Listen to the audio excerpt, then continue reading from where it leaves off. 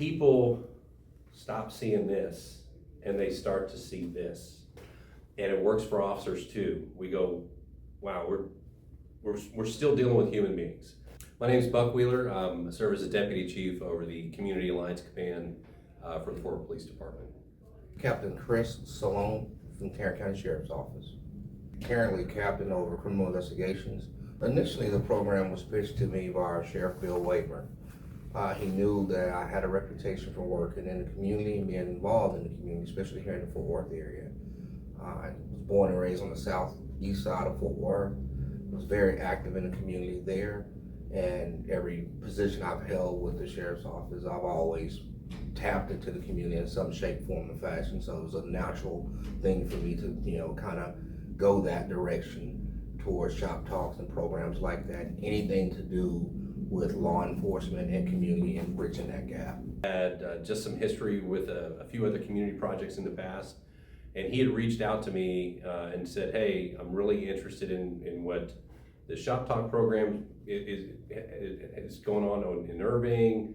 Can you look into it? And we had a neighborhood police officer, I think Gilbert Doyle was his name.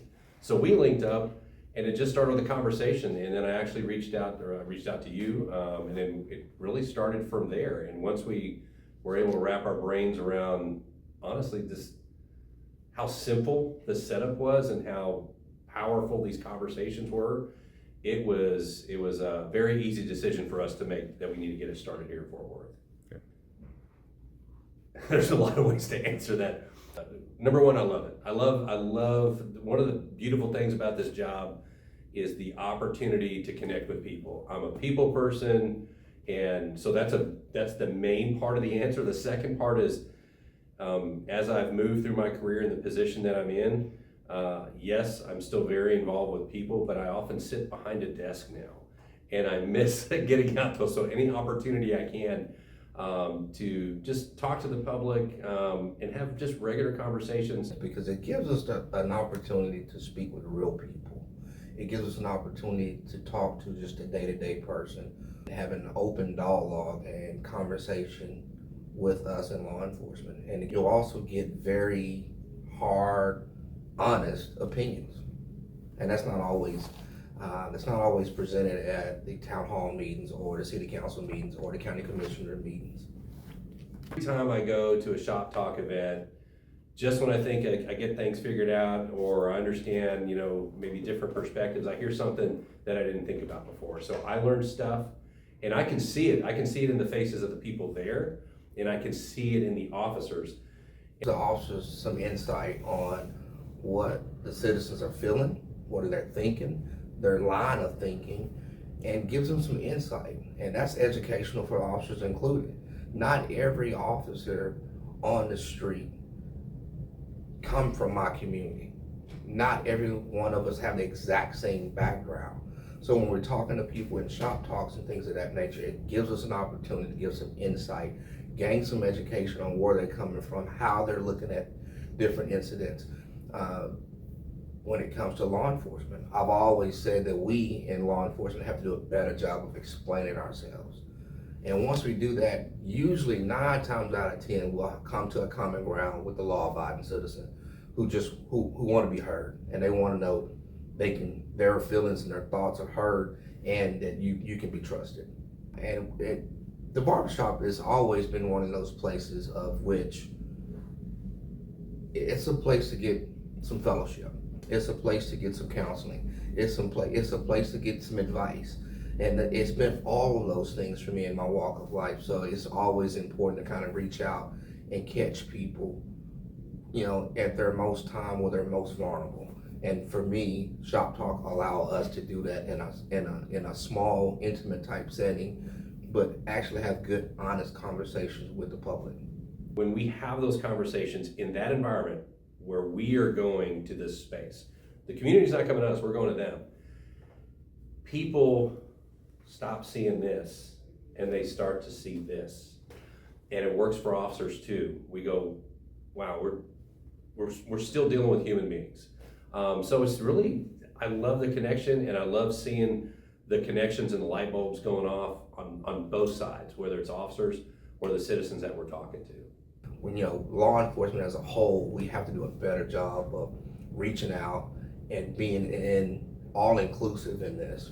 Years ago, we were so divided in law enforcement. It's like, oh, that's yours, this is mine. And I think over the years, due to programs like this, it's bridged that gap even, closer together to say, hey, we're all in this together. This is a partnership.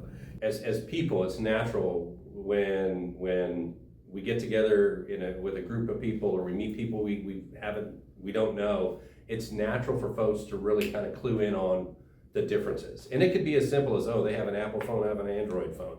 Oh, they like a certain football team, I don't like it.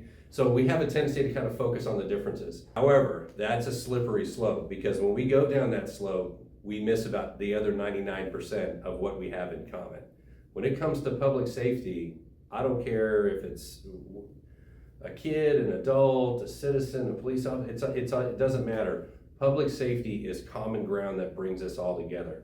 And when we have those relationships with other agencies, as far as the cities are concerned, and the community, it helps us do our jobs so much better, so much more effective, because crime doesn't stop at a city limit sign. What goes on in the city of Fort Worth bleeds over to Arlington, bleeds over to county, bleeds over to the other surrounding cities. So we have to have that rapport with everybody as a whole, and including the community. In one way, these type of community events, it reminds us that public safety is a team sport. It is not an us versus them.